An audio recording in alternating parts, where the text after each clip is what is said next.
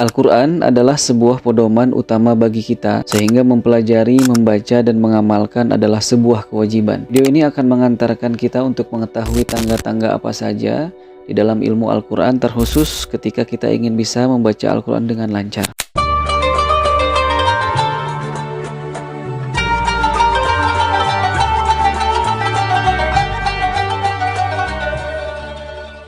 Bismillahirrahmanirrahim. Assalamualaikum warahmatullahi wabarakatuh. Alhamdulillahi musalliyan ala Muhammadin wa alihi wa man tala wa ba'du.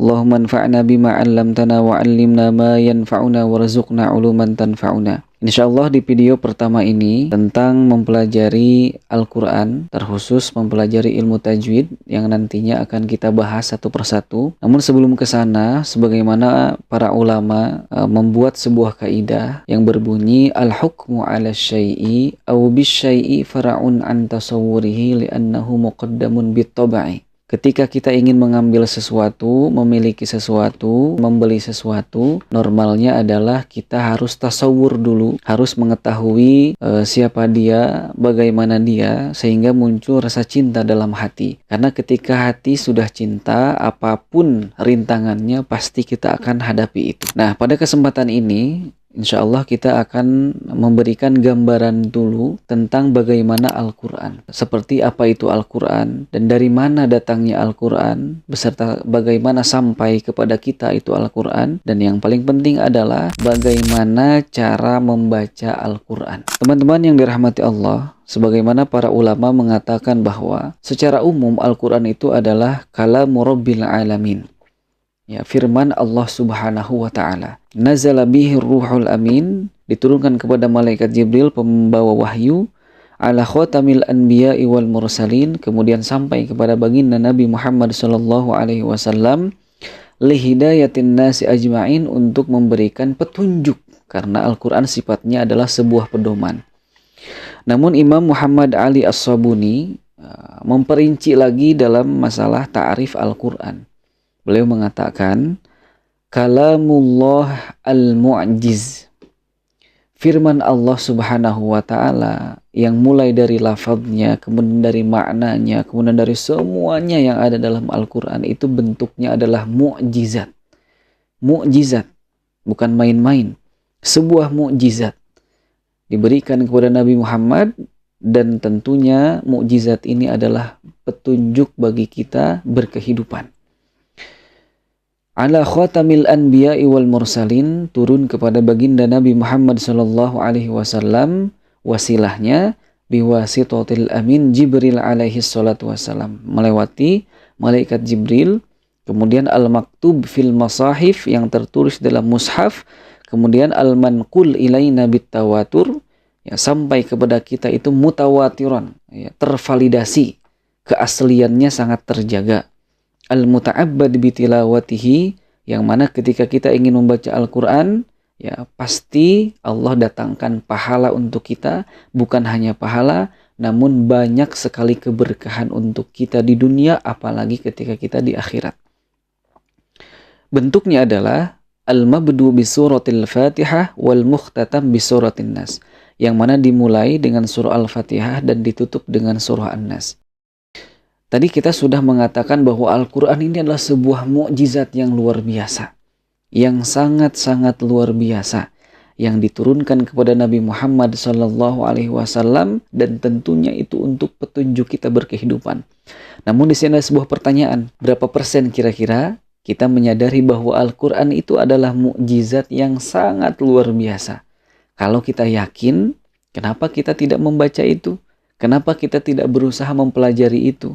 Bahkan na'udzubillah, ketika kita misalkan memiliki Al-Quran atau mushaf Al-Quran, ini tercecer di mana-mana, bahkan sampai ada di ventilasi jendela sudah berdebu. Begitukah kita cinta terhadap Al-Quran? Sedangkan dalam kaidah mencintai itu apa? Ketika tambah rasa cintanya, maka tambah juga rasa ingatnya. Artinya ketika kita memang cinta dengan Al-Quran, maka pasti kita mencari waktu, mencari jalan, usaha untuk mempelajari Al-Quran, membaca Al-Quran, menghafal Al-Quran, dan seterusnya. Manusia ini kan makhluk sosial, yang mana bersosial itu ya mencari kehormatan, kemudian derajat yang tinggi di antara manusia. Namun kita lupa bahwa Allah mengatakan dalam firman-Nya, "Laqad anzalna ilaikum kitaban fihi dzikrukum afala ta'qilun." Kami sudah menurunkan kitab ini kepada kalian wahai umat Nabi Muhammad SAW, fihi dzikrukum, untuk menjadi pengingat untuk kalian. Nah, para ulama menafsirkan kalimat zikrun, artinya zikrukum, itu bukan hanya pengingat, tapi fihi izzukum wa syarafikum. Itu bentuk kemuliaan dan kehormatan untuk kalian. Jika kalian ingin tinggi derajatnya, Al-Quran lah jawabannya. Cuman masalahnya, afala ta'qilun. Kita kadang tidak menyadari itu. Kita kadang tidak menggunakan ya kemampuan akal kita dalam berpikir, kemampuan akal sehat kita untuk mempelajari Al-Quran dan menghafalkan Al-Quran serta memahami juga mengamalkannya. Ada satu ayat lagi yang berkaitan dengan hal ini. Ayatnya sangat masyhur sekali. Wa'tasimu bihablillahi jami'an wa la tafarraqu. Ini ayat sering kita dengar ya. Artinya kita harus menjaga ikatan kita dengan Allah dan ikatan kita dengan manusia gitu ya. Namun apa arti sebetulnya dari kalimat hablullah, talinya Allah atau ikatan kita dengan Allah itu apa? Ini saya suka postingannya Quran Review yang ada di Instagram, silahkan nanti kalian cek. Dalam postingan Quran Review ini banyak sekali postingan-postingan Al-Quran, kehebatan luar biasanya Al-Quran dan sesuai dengan zaman kita hari ini. Dalam salah satu postingannya itu membahas tentang bulan Ramadan ya, artinya bulan Al-Quran. Katanya, kita ini kan alien di muka bumi ini. Artinya bukan makhluk asli, penduduk asli muka bumi kan. Karena bapak kita dulu, Nabi Adam alaihissalam dan Siti Hawa itu diuji oleh Allah Subhanahu wa Ta'ala sehingga turun dari derajat yang tinggi ke bumi. Artinya kalau misalkan diturunkan dari surga ke bumi, diturunkan ya, kalimat diturunkan itu pasti sebelumnya berada di tempat yang tinggi, di mana yaitu surga, dan turun ke bumi yang mana bumi ini adalah rendah. Nah, logikanya adalah ketika misalkan kita itu jatuh ke sebuah lubang atau sebuah jurang, maka ketika kita ingin selamat dari jurang itu, naik ke atas, otomatis kita butuh tali. Maka tali itu sebetulnya adalah Al-Quran. Hablullah itu para ulama menafsirkan dengan Al-Quran. Jadi ikatan kita dengan Allah itu adalah Al-Quran. Ya. Jadi ketika kita ingin naik derajat keimanannya, takwanya, ya posisi kita di hadapan Allah ya Al-Quran. Sumber utamanya adalah itu. Dan Allah menurunkan Al-Quran di bulan Ramadan. Nah maka sebelum datang bulan Ramadan, yuk kita siap-siap ya dengan mempelajari bacaan Al-Quran kita, membetulkan bacaan Al-Quran kita, sedikit-sedikit menghafal ayat Al-Quran dan memahaminya. Kemudian selanjutnya kita harus mengetahui ini Al-Quran yang sekarang kita pegang ini, itu dari mana datangnya dan bagaimana Al-Quran itu sampai kepada kita dengan bentuk mushaf Al-Quran tertulis dalam sebuah kitab. Maka dasar utamanya sebagaimana para ulama menjelaskan bahwa Al-Quran itu adalah kalamullah, firman-Nya Allah, artinya dari Allah Subhanahu wa Ta'ala. Bagaimana turun?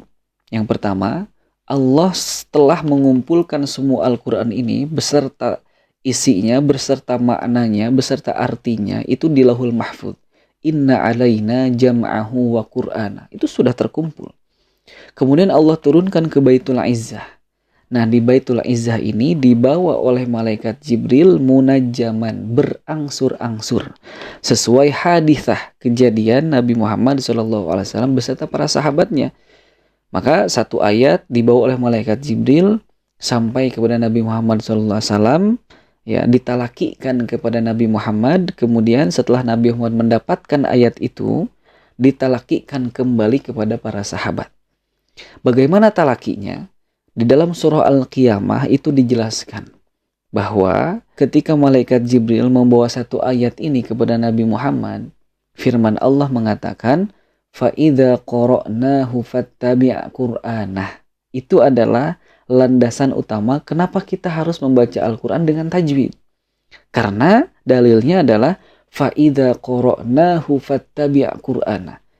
Allah membaca ayat ini kepada malaikat Jibril seperti ini. Maka malaikat Jibril itu menyampaikan kepada Rasulullah itu harus seperti itu. Fa'idha qara'nahu, ketika kami membaca ini wahai Muhammad, fattabi' Qur'anah, maka ikuti bacaannya.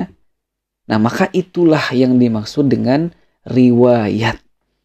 Allah mentalakikan kepada malaikat Jibril, kemudian malaikat Jibril kepada Nabi Muhammad SAW, kemudian Nabi Muhammad SAW itu mentalakikan kembali kepada para sahabat, dan para sahabat mendapatkan ijazah ayat per ayatnya daripada Al-Quran itu. Kemudian para sahabat mentalakikan kepada yang lain, tabi'in, kemudian para ulama, dan sampai kepada kita.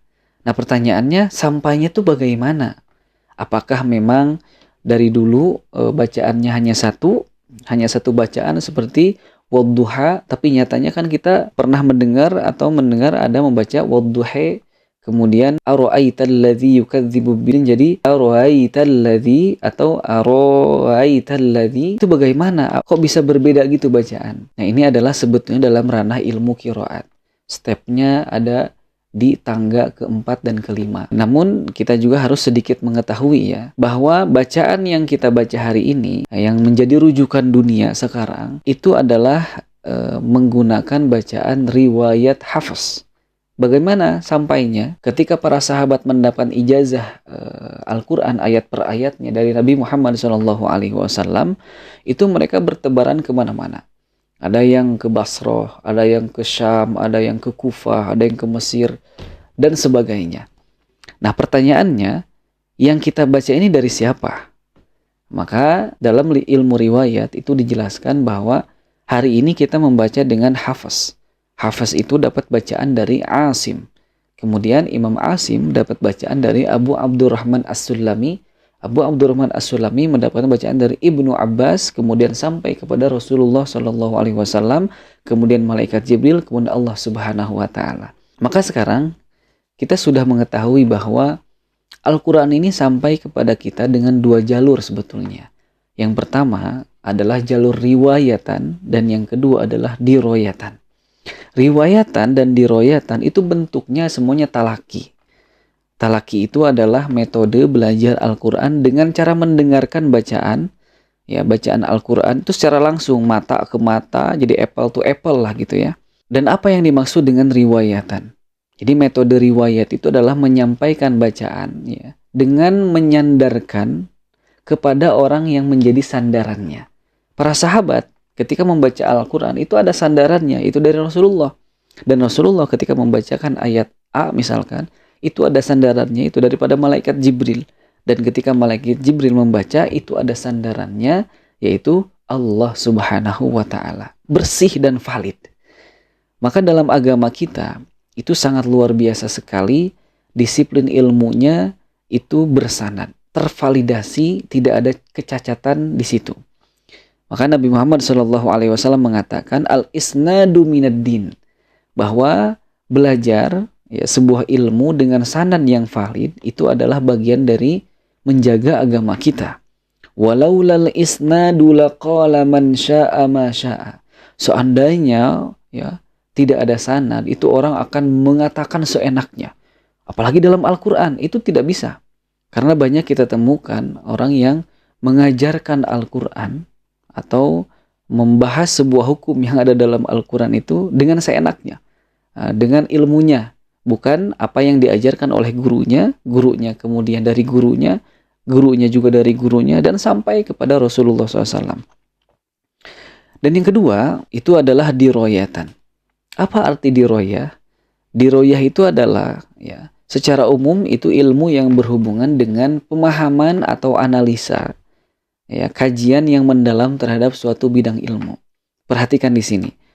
Perintah Al-Quran, ya, itu kan kita harus membaca Al-Quran itu warattilil Qur'ana tartila.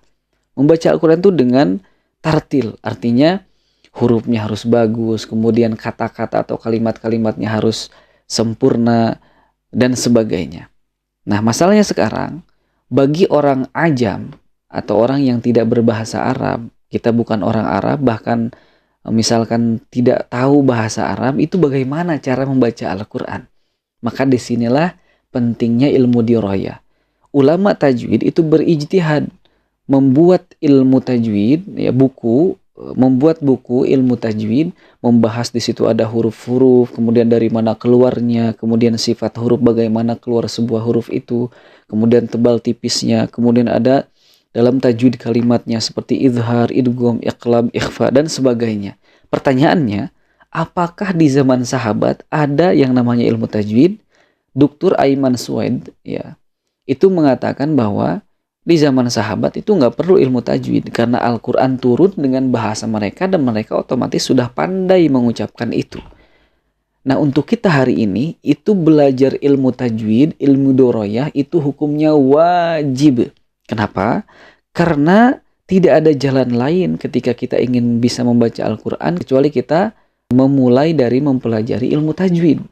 Sekalipun orang Arab hari ini kalau tidak belajar ilmu tajwid, maka otomatis dia akan banyak salah dalam membaca Al-Quran. Kita sudah mengetahui itu. Dalam mempelajari Al-Quran, itu ada 2 gerbang. Yang pertama, gerbang riwayah, dan yang kedua, gerbang diroyah. Jadi ilmu itu ibarat sebuah kota yang memiliki 2 gerbang. Ya, siapa saja yang masuk dari salah satu gerbangnya, maka ia akan sampai. Maksudnya apa? Ketika misalkan kita ingin mempelajari Al-Quran, cari orang yang sanadnya tervalidasi, sanadnya kuat muttasil, sehingga bacaan kita tidak akan salah. Kemudian di lingkungan kita tidak ada tuh orang yang sanad Al-Qurannya mumpuni atau tervalidasi. Maka kita masuk dari gerbang yang kedua, yaitu gerbang diroyah. Cari siapa guru yang bacaannya bagus, sekaligus faham dengan kaidah-kaidah ilmu tajwid yang benar. Nah, tidak masalah meskipun sanadnya misalkan tidak kuat dan sebagainya. Kemudian, jika di antara kita ada yang bertanya, memang penting ya ilmu diroyah itu? Atau sepenting apa sih para ulama ini membuat karya ilmu ya dalam ilmu tajwid yang mana tujuannya katanya untuk memperlancar kita membaca Al-Quran. Kenapa nggak kita baca aja Quran pas di zaman Nabi Muhammad SAW misalkan? Ya akhi, di zaman Nabi Muhammad SAW itu tidak ada mushaf Al-Quran. Al-Quran itu sudah ada di kepalanya para sahabat. Mereka semua hafal Quran. Dan ketika ingin dituliskan, mereka menuliskan di tulang belulang onta, kemudian di dedaunan, kemudian di bebatuan, dan sebagainya. Yang ada juga mushaf itu, sebagaimana ijtihad para khulafaur rasyidin, itu dituliskan dan dibukukan di zaman Utsman bin Affan. Makanya disebut dengan mushaf Utsmani atau rosemnya rosem Utsmani. Ya udah kalau gitu kenapa nggak kita baca aja yang aslinya, mushaf aslinya rosem Utsmani. Itu kan ijtihadnya para sahabat. Ya udah kalau misalkan memang seperti itu, saya akan tampilkan kepada kalian salah satu contoh mushaf di masa para sahabat. Nah, ini salah satu contoh rosem Utsmani ya, mushaf Al-Quran asli di zaman para sahabat. Bisa nggak kira-kira kita membaca ini kalau harus menggunakan mushaf yang asli? Lihat, ini gundul banget, ya lurus ya, tidak ada harokat, kemudian tidak ada waqaf, kemudian tidak ada titik-titik dan sebagainya. Ini kira-kira kita bisa nggak membacanya? Coba kalian bisa tebak gak ini ayat dan surat apa? Kalau kita perhatikan, ini adalah amwalahum ibtigha'a mardatillahi wa tathbitan min anfusihim. Ini juz 3 ya. Kamathali jannatin birabwatin asabaha wabilun fa'atat ukulaha dhi'faini fa illam yusibha wabilun fatal wallahu bima ta'maluna basir. Ya, sepertinya kita akan kesusahan. Nah, makanya para tabi'in itu di situ berijtihad juga. Salah satunya bapak nahwu dan sorof kita ya. Itu namanya Abu Asad Ad-Du'ali. Itu muridnya Ali bin Abi Thalib. Beliau berijtihad untuk menampilkan titik di dalam mushaf Al-Quran agar membantu mereka yang membaca Al-Quran yang bukan asli orang Arab. Nah, maka kata Abu Asad Ad-Du'ali itu mengatakan kepada muridnya, kalau misalkan saya membaca harokat, maka do' nuqtotan fauqal harfi. Itu dikasih itu titik tuh di atas kalau harokat, kalau fathah. Kemudian kalau saya baca kasroh, do' nuqtotan ya tahtal harfi. Kalau kasroh ditulis di bawah huruf, kemudian dhammah ditulis di atasnya lagi. Itu titik aja di zaman Abu Asad Ad-Du'ali. Kemudian makin ke sini ya orang yang masuk Islam itu sangat banyak dari belahan dunia yang lain pada masuk Islam. Makanya di zaman Imam Khalil bin Ahmad Al-Farahidi itu barulah disimpan harokat. Karena banyak orang yang terjebak misalkan menyebutkan atau membaca surah At-Taubah. Di situ kan ada kalimat innallaha bari'un minal musyrikina, harusnya wa rasuluhu. Tapi kalau kita tidak menyadari itu, kita akan ikut-ikutan sama seperti jar majrur ya. Innallaha bari'un minal musyrikina wa rasulihi. Itu kan sangat fatal sekali. Kalau diartikan, sesungguhnya Allah itu bari'un, lepas tangan, minal musyrikina, dari orang-orang musyrik, wa rasulihi, dan rasul-rasulnya.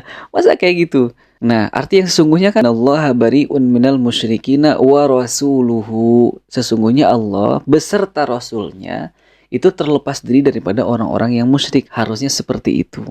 Nah, makanya makin kesini ya banyak ijtihad para ulama. Bahkan di zaman kita, mushaf-mushaf zaman sekarang itu kan ada yang warna-warni. Misalkan kalau mad wajib itu warnanya ini, kalau iqlab itu warnanya ini. Tidak apa-apa, karena itu untuk mempermudah kita yang jauh dari kata faham dengan bahasa Arab, itu lancar membaca Al-Quran. Nah, teman-teman yang dirahmati Allah Subhanahu wa taala, maka dari penjelasan di video ini itu kita bisa mengambil kesimpulan. Jadi, bagaimana kita membaca Al-Quran? Ya, jawabannya hanya satu. Sesuai apa yang diajarkan oleh Allah kepada malaikat Jibril dan malaikat Jibril kepada Rasulullah. Aduh, itu kan sangat berat. Itu kan bacaan Rasul. Quran di zaman Rasul ya sama dengan Quran di zaman kita. Maka kita harus membaca, ya, belajar membaca apa yang dibaca oleh Rasul juga. Belajar membaca sesuai bacaan Rasulullah. Memang kewajibannya seperti itu. Mungkin banyak jeritan hati lah dari saudara-saudara kita. Sebetulnya saya tuh pengen banget baca Al-Quran. Sebetulnya saya tuh pengen bisa kayak orang-orang membaca Al-Quran gitu. Saya tahu kalau membaca Al-Quran tuh harus betul, harus baik. Tapi kan gimana, kemampuannya hanya sampai di sini. Maka dari keinginan ini muncul pertanyaan. Jadi, harus mulai dari mana kalau saya belajar? Harus mulai dari mana jika saya harus belajar? Di video selanjutnya, kita akan membahas dan menjelaskan tentang step kita mempelajari Al-Quran. Yang mana kita merangkumnya dalam sebutan atau rumus piramida Al-Quran.